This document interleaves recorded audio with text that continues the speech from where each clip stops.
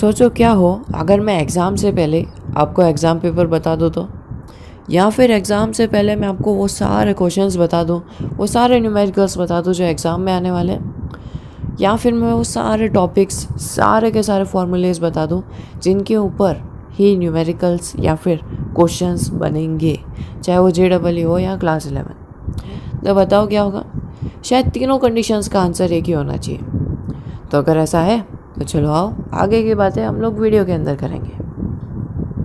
वैसे बता दूं, वीडियो में आज यही होने वाला है। तो स्वागत है आप सभी का मेरे एक और नए वीडियो में। मैं हूँ धीरज और स्वागत करता हूँ मेरे चैनल के ऊपर आत्मन स्टडी विद धीरज। आज के वीडियो में हम लोग क्लास 11 फिजिक्स का chapter number 9 mechanical properties of solids को कंटिन्यू रखने वाले हैं। फर्स्ट पार्ट के अंदर हमने बेसिक इंट्रोडक्शन और कुछ थियोरेटिकल पार्ट्स को कवर किया था। आज के वीडियो के अंदर हम लोग बचे हुए जितना भी थियोरेटिकल इंपॉर्टेंट टॉपिक्स हैं उनको कवर करेंगे, और आज के वीडियो के अंदर वो सारे टॉपिक्स हैं जिनके ऊपर न्यूमेरिकल्स और क्वेश्चंस फॉर्म होते हैं। ओके, तो चलो बिना किसी बकवास के शुरू कर देते हैं। जस्ट मैं इस वीडियो का कंटेंट बता दूं। सबसे पहले हम लोग स्ट्रेस स्ट्रेन कर्व को कंप्लीट करेंगे, उसके बाद यंग मॉड्यूलस, हुक्स लॉ और वो सब कुछ हम लोग देखेंगे। एंड उसके बाद कुछ और फार्मूलेज, और उन सबको कर लेने के बाद मैं आपको बताऊंगा कि इसमें से क्वेश्चंस कहाँ से आते हैं, किन फार्मूलेज को कैसे चेंज करना पड़ता है और वो सब कुछ। तो चलो शुरू करते हैं।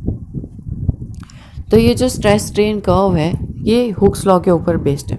हुक्स लॉ को देख लेते हैं। अब ये जो इमेज आपके सामने ये बहुत ज़्यादा इंपॉर्टेंट है, क्योंकि इससे 60% के जो क्वेश्चंस न्यूमेरिकल्स होते हैं वो इसी से आ जाते हैं। Hooke's law, Young's modulus, bulk modulus, shear modulus, modulus of elasticity, ये सब कुछ। हुक्स लॉ क्या कहता है? Within the elastic limit stress developed is directly proportional to the strain. देखो, जो फिजिक्स है वो स्ट्रेस, स्ट्रेन और प्रेशर के ऊपर ही है, चाहे वो हमारे ऊपर हो या फिर क्वेश्चंस के अंदर। पर ऐसा होता नहीं है, क्योंकि फिज़िक्स केमिस्ट्री और मैथ्स के कंपैरिजन में बहुत ज़्यादा अच्छी है, बहुत ज़्यादा। केमिस्ट्री को तो क्या ही बोले उसके बारे में। पर चलो गलत रास्ते पे नहीं, अभी जिस ट्रैक में है उसी ट्रैक में चलते हैं। हुक्स लॉ ये कहता है कि स्ट्रेस और स्ट्रेन जो है वो डायरेक्टली प्रोपोर्शनल है। प्रोपोर्शनैलिटी के साइन को हटा के हम लोग एक कांस्टेंट ई लगा देते हैं, इसको हम लोग कहते हैं मॉड्यूलस ऑफ इलास्टिसिटी।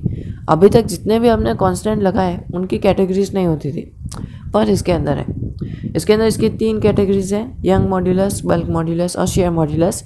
इसको हम लोग आगे देखेंगे, पहले चार्ट को कंप्लीट कर लेते हैं क्योंकि वो हुक्स लॉ के ऊपर बेस्ड है। तो यहाँ पे ऐसा समझ लो कि मेरे पास एक वायर है जिसके ऊपर मैं डिफॉर्मिंग फोर्स लगा रहा हूँ। हमने फर्स्ट पार्ट के अंदर कवर किया था with the reference of NCERT कि जितनी भी ज़्यादा डिफॉर्मिंग फोर्स होगी उतनी ज़्यादा रिफॉर्मिंग फोर्स भी होगी। इसका मतलब है कि दोनों इक्वल होती है बट अपोजिट होती हैं। और स्ट्रेस होता है हमारा restoring force acting per unit area of a body, यानी कि जितनी ज़्यादा रिफॉर्मिंग फोर्स होगी उतना ही ज़्यादा स्ट्रेस होगा। तो डिफॉर्मिंग, रिफॉर्मिंग और स्ट्रेस ये तीनों तो लगभग बराबर ही हुए हमारी अंडरस्टैंडिंग के लिए। तो डिफॉर्मिंग को बढ़ाया तो स्ट्रेस भी इंक्रीज़ होगा। तो उस वायर के ऊपर जैसे जैसे मैं डिफॉर्मिंग फोर्स लगाऊंगा वैसे वैसे उसका स्ट्रेस इंक्रीज़ होगा। और हुक्स लॉ के अकॉर्डिंग अगर स्ट्रेस इंक्रीज़ हो रहा है तो स्ट्रेन भी इंक्रीज होगा। अब इसके अंदर क्या होता है कि जब वो पॉइंट A पे जाएगा तो वो उसकी प्रोपोर्शनैलिटी लिमिट है, यानी कि वहाँ तक स्ट्रेस और स्ट्रेन जो है वो दोनों इक्वल रहेंगे। उसके बाद जब वो पॉइंट B पे चला जाएगा तब वहाँ पे उसकी एलास्टिक लिमिट या फिर जो उसका एलास्टिक रीजन है वो लास्ट होगा, एंड पॉइंट पे होगा वो। यानी कि अगर इस ब्लू वाले पार्ट के अंदर अगर मैं उस ऑब्जेक्ट को छोड़ देता हूँ, यानी कि उसके ऊपर से अगर डिफॉर्मिंग फोर्स को हटा देता हूँ तो वो उसकी ओरिजिनल कॉन्फ़िगरेशन के अंदर आ जाएगा, डिफॉर्म हो जाएगा, और वो भी इजीली। बट क्या होता है कि जैसे ही मैं ये लिमिट क्रॉस कर लेता हूँ और आ जाता हूँ पॉइंट C के ऊपर, तो ये हो जाता है इसका लोअर हेड पॉइंट, और यहाँ पे उसका प्लास्टिक रीजन जो है वो शुरू हो जाता है और उसकी एलास्टिक लिमिट यानी कि येल्ड पॉइंट वहाँ पे ख़त्म हो जाता है। अब जो वो ऑब्जेक्ट है वो उसकी एलास्टिसिटी को धीरे धीरे कम करता जाएगा, यानी कि जब मैं डिफॉर्मिंग फोर्सेस को हटा दूंगा तो वो उसके ओरिजिनल कॉन्फ़िगरेशन की जगह थोड़े बहुत चेंजेस के साथ उसको रिफॉर्म होगा। थोड़ी देर तक और डिफॉर्मिंग फोर्स लगा लेने के बाद वो ब्रेकिंग स्ट्रेस पे आ जाएगा, यानी कि स्ट्रेस यानी कि जो रिफॉर्मिंग फोर्सेस है वो वहाँ पे ख़त्म हो जाएंगी। उसके बाद और फोर्स लगा लेने के बाद फ्रैक्चर पॉइंट आ जाएगा, यानी कि टूट जाएगा वो, उसका दिल फेफड़े सब कुछ टूट जाएगा।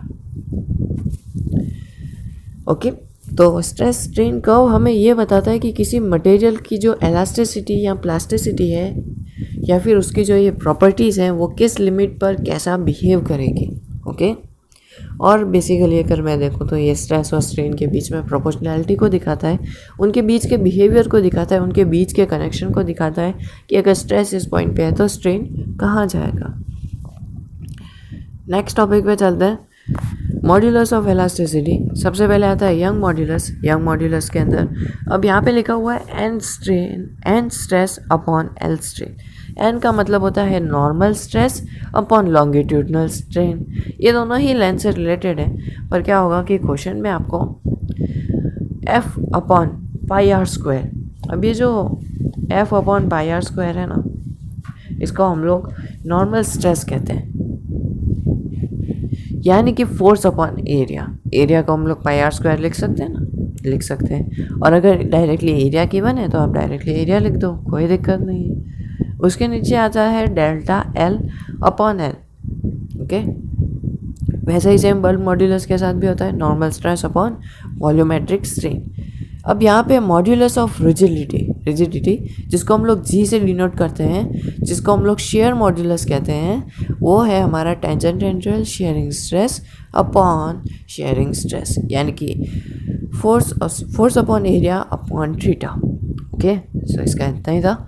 और बेसिकली जितने भी क्वेश्चंस है मोस्ट ऑफ यंग मॉड्यूलस के ऊपर आएंगे या फिर मॉड्यूलस ऑफ इलास्टिसिटी के अंदर आएंगे, जिसके अंदर आपको ई गिवन होगा, स्ट्रेस स्ट्रेन निकालना होगा, या फिर आपको वाई गिवन होगा, फोर्स निकालना हो सकता है, एरिया निकालना हो सकता है, लॉन्गिट्यूडनल लेंथ निकालना हो सकता है, लेटरल लेंथ हो सकता है, कुछ भी हो सकता है। इसके ऊपर हर एक कैटेगरी के जितने भी मोस्ट ऑफ क्वेश्चंस हैं हम लोग उसको नेक्स्ट पार्ट के अंदर कवर करेंगे। उसके अंदर मैं उनकी पॉपुलैरिटी यानी कि कितने बार वो क्वेश्चंस एग्जाम्स के अंदर आए हैं उसके अकॉर्डिंग उनको अरेंज कर दूंगा। तो चलो अब हम लोग नेक्स्ट टॉपिक के ऊपर चलते हैं, जो कि उस चार्ट के ऊपर बेस्ड था। अब उस चार्ट के अकॉर्डिंग 3 टाइप्स के मटेरियल्स होते हैं, डक्टाइल, ब्रिटल और एलास्टोमर्स।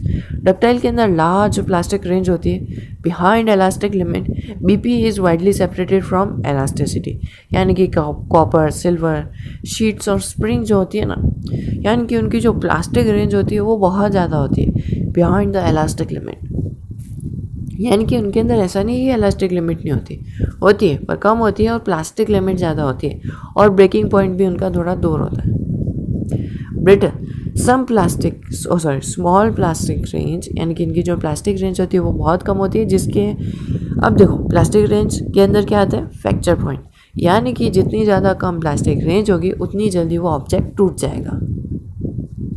Behind elastic limit BP is close to the, यानी कि breaking point is close to the elastic limit, जैसे कि आयरन और ग्लास। आइसोटोमर्स के अंदर आता है स्ट्रेस और स्ट्रेन का रिलेशन जो है वो स्ट्रेट लाइन के अंदर नहीं होता, ये जो लाइन है इसके अंदर इलास्टिक लिमिट, इसके अंदर जो इलास्टिक लिमिट है उसका लार्ज इलास्टिक रीजन होता है, यानी कि बहुत ज़्यादा इलास्टिक होती है, जैसे रबर और अरोटा। अब इसके अंदर 2 नए टॉपिक्स आ जाते हैं, जैसे कि इलास्टिक फर्टिक्यू, इलास्टिक आफ्टर इफेक्ट और पॉइजन्स रेशियो। इलास्टिक फर्टिक्यू के अंदर वो property of elastic body by virtue of its behaviour become less elastic, यानी कि अगर मैं किसी बॉडी के ऊपर बार बार डिफॉर्मिंग फोर्स लगाऊंगा और हर बार उसको इंक्रीज करता जाऊंगा तो एक पॉइंट के बाद उसकी जो रिफॉर्मिंग फोर्स है वो कम हो जाएगी, और वो उसके ओरिजिनल कॉन्फ़िगरेशन में आने की जगह थोड़े बहुत उसके शेप चेंजेस में आ जाएगा।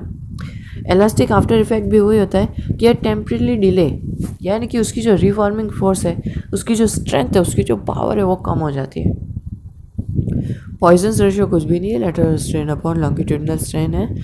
इसके ऊपर क्वेश्चंस बहुत कम आए हैं, पर हाँ आए ज़रूर है, 5 to 6% ही कह सकता हूँ मैं। Okay, Poisson's ratio. तो चलो आज का वीडियो यहीं ख़त्म हो जाता है। इसके बाद हम लोग क्वेश्चंस के ऊपर जाएंगे, और अगर उसके पास हो सकता है तो रिवीजन, और नहीं तो कोई अगर कोई चैप्टर बता देता है तो उस चैप्टर के ऊपर। आज का वीडियो कैसा लगा नीचे कमेंट बॉक्स में ज़रूर बताना।